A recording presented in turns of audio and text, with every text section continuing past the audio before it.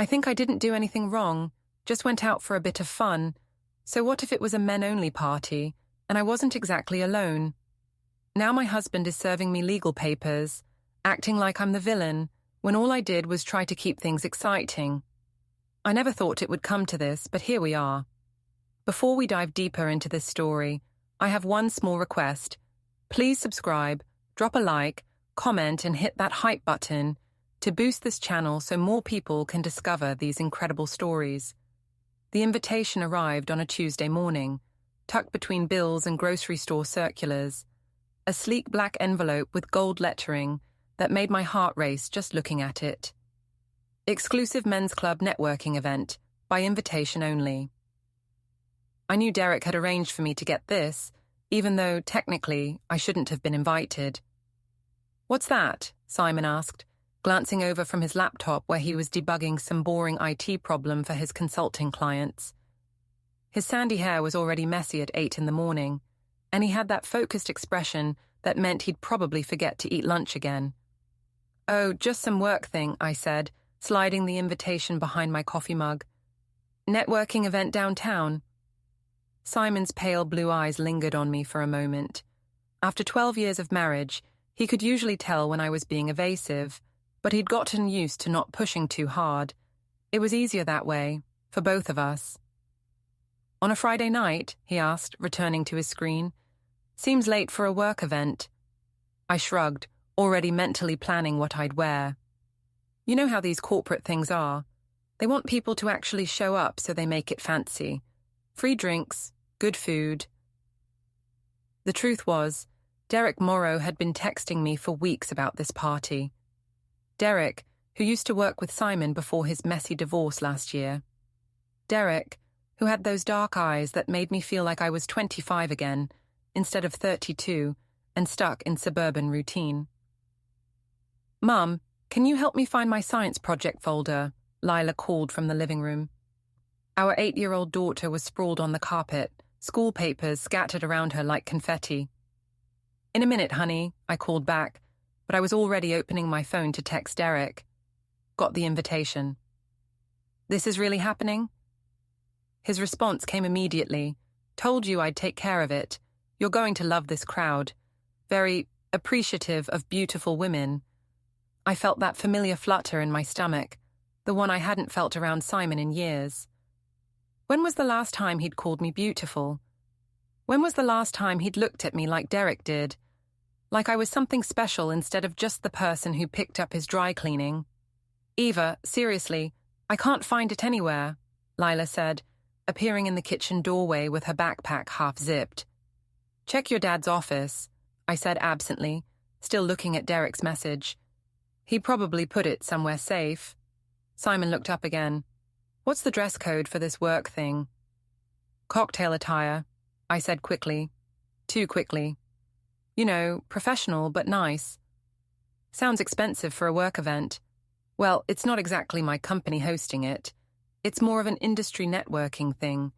Different companies, potential clients, that sort of thing." The lies were coming easier now, which should have worried me. But I was already thinking about the black dress I'd seen at Nordstrom last week, the one that hugged in all the right places, the one Simon would probably say was a bit much for a work event. My phone buzzed again. "Derek, can't wait to see you there. It's going to be an unforgettable night." "I might need to buy something new to wear," I said, standing up and refilling my coffee mug. "You know how important first impressions are in networking?" Simon nodded absently, already lost in his code again. This was exactly why I needed Friday night.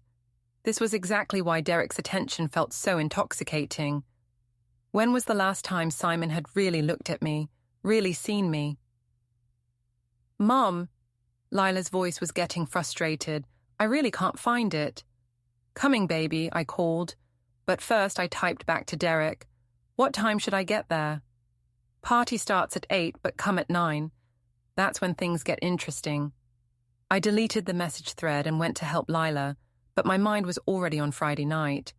Already on the way Derek had looked at me last month when we'd run into each other at Starbucks, the way his eyes had lingered on my lips when I'd laughed at his jokes about his ex-wife. Simon deserved better than a wife who was planning to lie to him about where she was going Friday night. But Simon also deserved a wife who felt alive, who felt wanted, who felt like more than just a domestic partner in the business of running a household. And Derek made me feel alive. Later that afternoon, I drove to the mall and bought the black dress. The sales associate, a girl young enough to be my daughter, told me I looked absolutely stunning in it. When I got home, I hid it in the back of my closet behind my winter coats. That evening, Simon's mother, Ruth, called during dinner. She always called during dinner, as if she had some sixth sense for the most inconvenient timing. "Put it on speaker," Simon said, his mouth full of the pasta I'd made from a box. "Hi, Ruth," I said, trying to keep the irritation out of my voice. "Hello, dear. I was just calling to see if you'd given any more thought to Lila's birthday party next month. I think a nice family gathering would be perfect, don't you? Nothing too elaborate." Ruth Brayton had opinions about everything I did, from the way I dressed, to the way I disciplined Lila, to the frequency with which I cleaned the baseboards. At 61, she was still sharp as a tack and twice as cutting when she wanted to be. "We haven't really discussed it yet," I said, glancing at Simon, who was pointedly avoiding eye contact. "Well, I just think it's important to plan these things properly. Children need structure, consistency. Speaking of which, Simon mentioned you have some work event Friday night." My fork stopped halfway to my mouth. "He did. Just in passing, I hope it's something important, taking you away from family time on a Friday evening." There it was, the subtle disapproval wrapped in concern. Ruth had perfected this tone over decades of marriage to Alan, Simon's father, who had learned to just nod and agreed to keep the peace. "It's a networking event," I said, my voice a little sharper than I intended. "For my career." "Of course, dear. I'm sure it's very important." After we hung up, Simon looked at me across the table. "You don't have to go if you don't want to. I know you've been stressed at work lately." This was my out. This was Simon offering me a way to back down, to stay home, to be the good wife and mother I was supposed to be. Instead, I felt a surge of resentment. "I'm going," I said firmly. "It's important for my professional development." Simon nodded and went back to his pasta, but I caught the way his shoulders tensed slightly. He knew something was off, but he wouldn't push. He never pushed. That night, as I lay in bed listening to Simon's steady breathing beside me, I thought about Derek's message. It's going to be an unforgettable night. He was right about that, though not in the way any of us expected. Friday evening arrived like a held breath finally released. I spent an hour getting ready, applying makeup with the kind of care I hadn't bothered with in months. The black dress fit perfectly, hugging my curves in a way that made me feel powerful, desirable. I'd forgotten what it felt like to dress for someone who would actually notice. "You look nice," Simon said from the bedroom doorway, and for a moment I felt a stab of guilt. He was trying, in his quiet way, but nice wasn't what I was going for tonight. "Thanks," I said, checking my reflection one more time. "I should be home by 11 or so." "Drive safe," he said, already turning back toward his computer. "I'll probably be up late working on the Morrison project anyway." Lila was at a sleepover at her friend Madison's house, which made the lie easier somehow. No little eyes watching me leave, no questions about why Mommy looked so fancy for a work party. I drove downtown, with Derek's playlist humming through my car speakers, songs he'd shared with me that made me feel young and reckless. The party was being held at the Meridian Club, one of those old money establishments with leather chairs and oil paintings of dead white men. The kind of place that still had gentlemen's hours, and probably didn't admit women members until the 1990s. Derek was waiting for me in the parking lot, leaning against his BMW in a way that was probably calculated to look casual, but came off as effortlessly sexy. He'd always been good at that, making everything look easy, when I knew he'd probably spent 20 minutes getting his hair to look perfectly tousled. "You look incredible," he said, his eyes traveling over me in a way that made my skin warm. I told you this dress would be perfect. You haven't even seen this dress before. I laughed, but I was pleased he'd noticed. I have a good imagination, he said, offering me his arm. Ready to have some fun? The party was already in full swing when we walked in.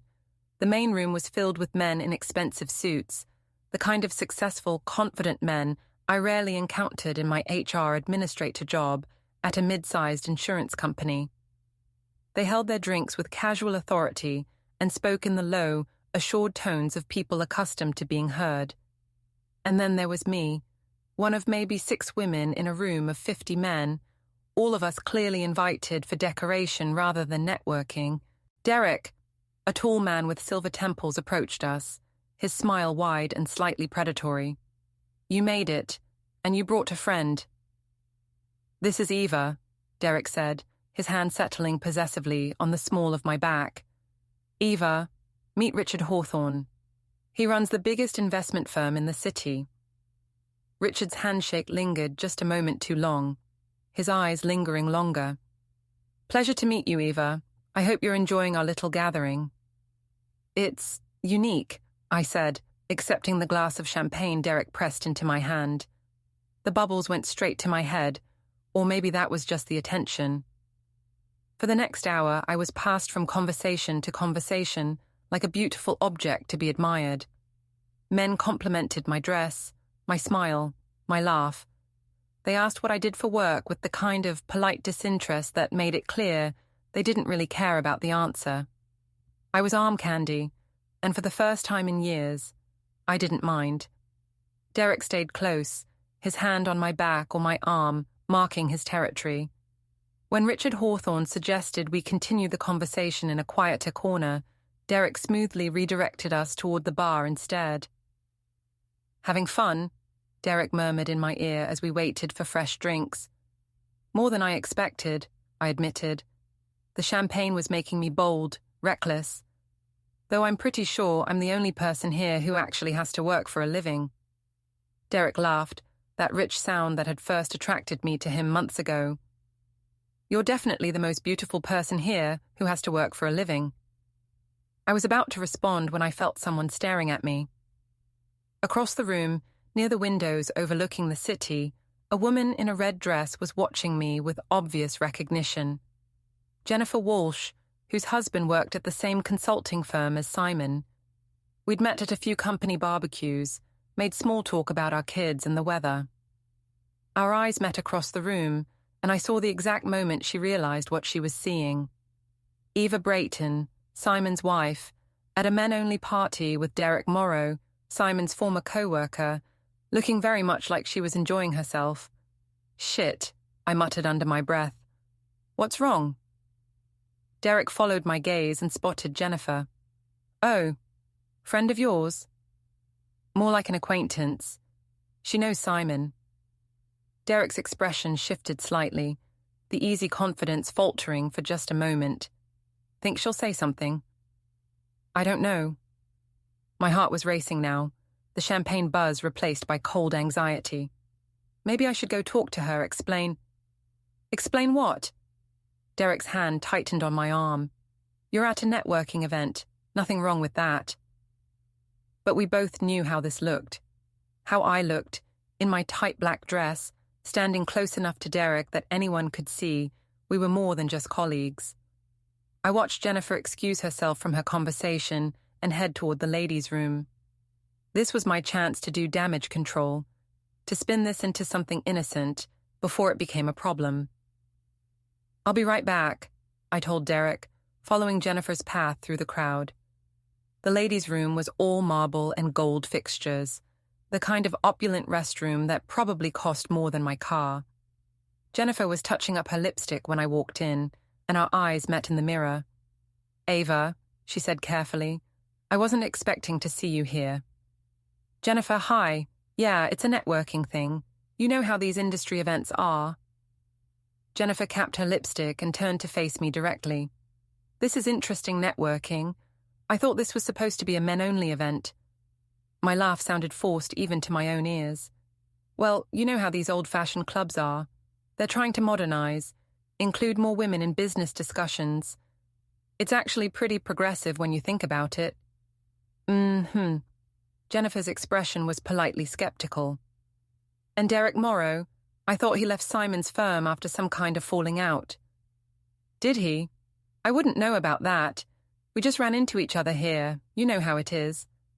But Jennifer had seen us together, had seen Derek's hand on my back, the way we'd been standing close and laughing.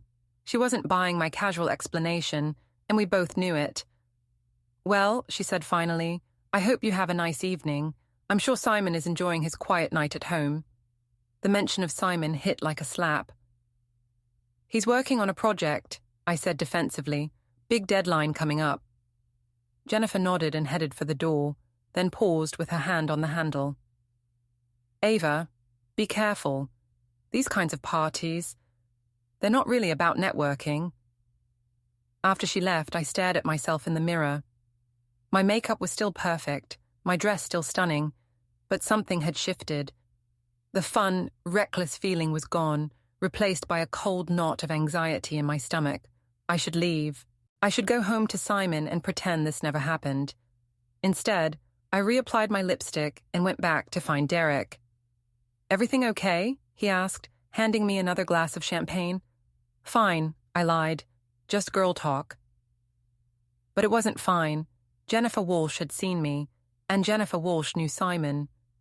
By Monday morning, half the consulting firm would know that Simon Brayton's wife had been at the Meridian Club, dressed to kill and hanging on Derek Morrow's arm. Let's get out of here, Derek said suddenly, as if reading my thoughts. I know a quieter place we can talk. I should have said no. I should have gone home.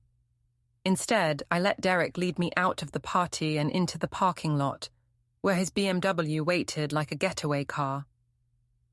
Where are we going? I asked as he started the engine. Somewhere private, he said, his hand finding mine across the center console. Somewhere we can be ourselves. As we drove away from the Meridian Club, I caught sight of Jennifer Walsh in my side mirror, standing under the entrance lights with her phone pressed to her ear. My heart sank as I realized she was probably calling her husband, and her husband would probably call Simon. But Derek's hand was warm in mine, and the city lights were streaming past the windows like falling stars. And for just a little while longer, I let myself pretend that consequences were something that happened to other people. Monday morning arrived with all the subtlety of a sledgehammer. I'd barely settled at my desk with my coffee when my coworker Melissa appeared at my cubicle entrance, practically vibrating with curiosity. So, she said, perching on the edge of my desk like a bird of prey, how was your weekend? Fine, I said carefully, opening my computer and pretending to be absorbed in checking emails. Quiet. You know how it is. Really? Because my cousin works at the Meridian Club, and she said there was quite the party Friday night. Very exclusive, very interesting guest list. My blood turned to ice water, but I kept my expression neutral. Sounds fancy.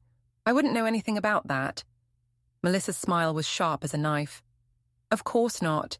I just thought maybe, since you work in HR, you might have heard something. You know how word gets around in our industry. She was fishing, but she was fishing with dynamite. If Melissa's cousin had seen me, or heard about me being there, it would be all over the office by lunchtime. And if it was all over the office, it would eventually get back to Simon. I'm sure I don't know what you mean, I said, turning back to my computer screen. I was home all weekend. Family time. You know how it is. Melissa slid off my desk, but she didn't leave. Well, if you hear anything interesting, let me know.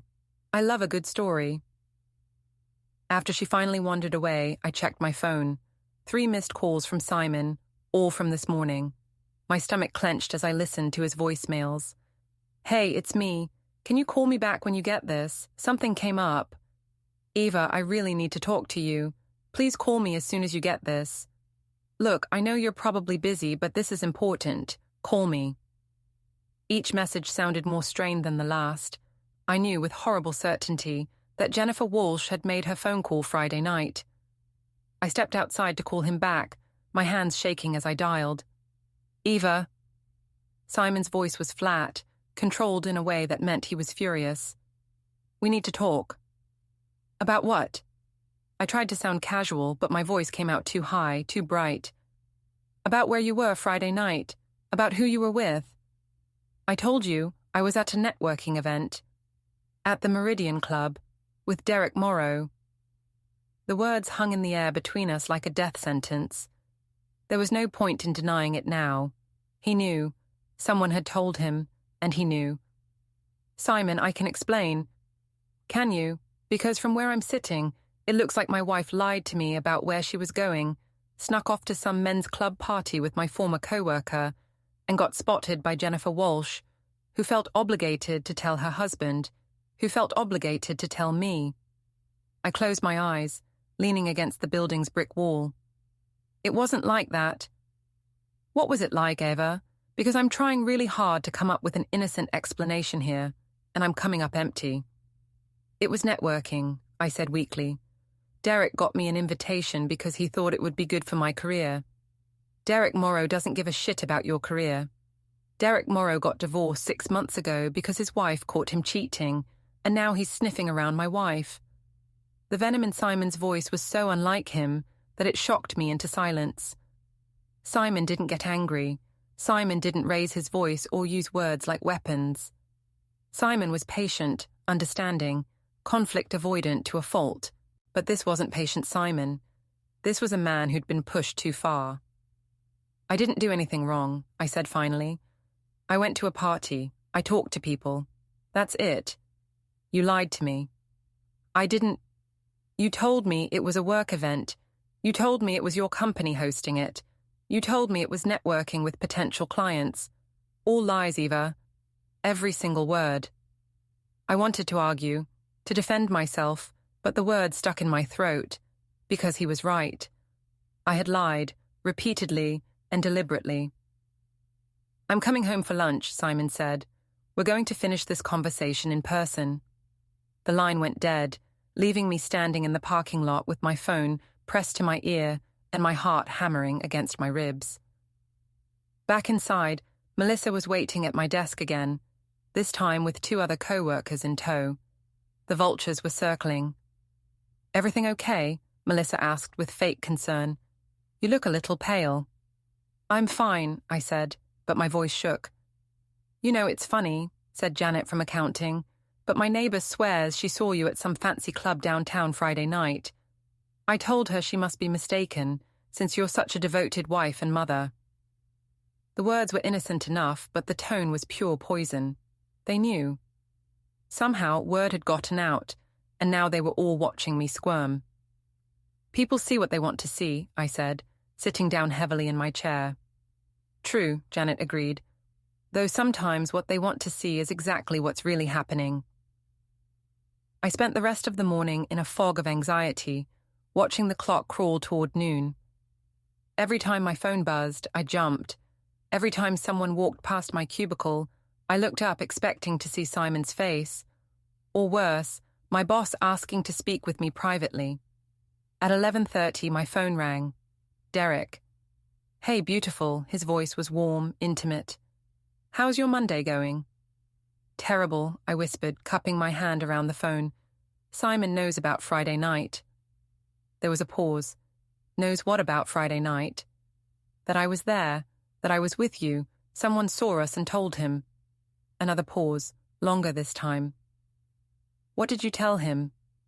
"The truth, that it was networking, that nothing happened." "Good. Because nothing did happen. We went to a party, we talked to people, we left. That's it." But we both knew that wasn't quite true. We'd left together, driven to a quiet overlook outside the city, sat in his car talking and laughing until nearly 2 a.m. We'd shared stories about our marriages, our disappointments, our dreams. And yes, we'd kissed. Just once, soft and tentative, like a question being asked. "I have to go," I said, seeing Simon's car pull into the parking lot. "He's here." "Eva, wait. Don't let him make you feel guilty about having friends, about having a life outside your marriage." But I'd already hung up, watching through the window as my husband walked across the parking lot with the measured pace of a man trying very hard to stay in control. The confrontation was coming, and I wasn't ready for it. Simon was waiting in my office lobby when I came downstairs, his hands shoved deep in his jacket pockets, and his jaw set in a hard line. He looked older somehow, tired in a way that went deeper than just missing sleep. "Let's go," he said without preamble, not bothering with hello or small talk. The drive home was silent, except for the hum of the engine and the occasional sniffle from my direction. I kept wanting to explain, to make him understand, but every time I opened my mouth, Simon's profile looked a little more carved from stone. Our house felt different when we walked in, smaller, more fragile, like something that could shatter if we spoke too loudly. Simon went straight to the kitchen and stood with his back to me, hands braced against the counter. 12 years, he said finally. 12 years of marriage, and you've never lied to me like this before. Simon, I called Derek this morning. He turned around, and I was shocked to see tears in his eyes. Asked him point blank what happened Friday night. My heart stopped. What did he say? He said you two were just friends, said nothing inappropriate happened, that you just needed someone to talk to about our marriage problems. Our marriage problems? The words came out sharper than I intended. What marriage problems? Simon stared at me like I'd just asked what color the sky was. Are you serious right now? Eva, you lied to me so you could go to a party with another man. You dressed up like you were going on a date, snuck around behind my back, and got caught by half the consulting community in this city. And you're asking me what marriage problems? I didn't sneak around. You hid the invitation. You lied about who was hosting the event. You turned off your phone so I couldn't reach you. You came home at 2 a.m. smelling like cologne that wasn't mine. His voice was getting louder with each accusation, and I realized I'd never heard Simon truly angry before. It was terrifying. So please, enlighten me. What would you call that? I call it trying to have a social life. The words exploded out of me before I could stop them. I call it trying to feel like a person instead of just your wife and Lila's mother. When was the last time you looked at me, really looked at me? When was the last time you told me I was beautiful, or took me somewhere nice, or acted like you were glad to be married to me instead of just resigned to it? Simon's face went white. So this is my fault. That's not what I said. You're having an emotional affair with my former co-worker because I don't tell you you're beautiful enough. Is that what I'm hearing? It's not an affair. But even as I said it, I could hear how hollow it sounded. We're friends. He listens to me. He makes me feel appreciated. He makes you feel appreciated. Simon's voice was deadly quiet now, and I don't. We stared at each other across our kitchen, 12 years of marriage hanging in the balance. I wanted to take it back, to explain what I really meant, but the words had been said. The damage was done. I think, Simon said slowly, that we need some time to think about what we both want from this marriage. What does that mean? It means I'm going to stay at my parents' house for a few days.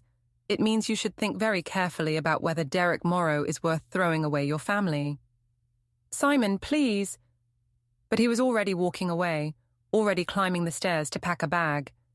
I heard drawers opening and closing, the soft thud of clothes being folded, the zip of a suitcase. When he came back downstairs 20 minutes later, I was sitting at the kitchen table crying into my hands. I'll pick up Lila from school, he said. She can stay with me at Mom and Dad's tonight. Give you some space to figure out what you want. I want my family, I whispered. Simon paused at the door, his hand on the knob. Then you should have thought about that before you went looking for something better. After he left, I called Derek. He answered on the first ring, as if he'd been waiting. How did it go? He asked. Terrible. He's left me. Took Lila to his parents' house. Eva, I'm so sorry. This is all my fault. No, it's not. I was crying again, ugly sobs that made it hard to talk. It's mine. I made these choices. Listen to me. Derek's voice was soothing, hypnotic. Simon is overreacting. You went to a party with a friend. That's not a crime. He's being controlling, trying to make you feel guilty for having a social life. But I lied to him, because you knew he'd overreact. Which he did. Eva, you deserve to be happy. You deserve to feel appreciated and valued. If Simon can't see what an amazing woman he has, that's his loss. Derek's words were like a balm on my wounded ego, but they didn't fill the hollow ache in my chest where my family used to be. I should go, I said. I need to think. Of course. But Eva, don't let him make you feel like the villain here. You didn't do anything wrong. After I hung up, I sat in my empty house and tried to believe that was true. But Lila's backpack was still by the front door, and Simon's coffee mug was still in the sink, and everywhere I looked, I saw evidence of the life I'd put at risk for a few hours of feeling desired. My phone buzzed with a text from my sister Candace. Heard about your drama from Mom. Simon's being ridiculous. You're allowed to have friends. Then another from Derek. Thinking about you. You're stronger than you know. And finally, one that made my blood run cold, from a number I didn't recognize. Saw the photos from Friday night. Interesting networking event. Hope Simon knows what kind of wife he has. Photos. Someone had taken photos at the party, and now they were circulating. My hands shook as I tried to call the number back, but it went straight to voicemail. I was still staring at the phone when it rang again. This time it was Ruth, Simon's mother. Eva, she said without preamble, we need to talk.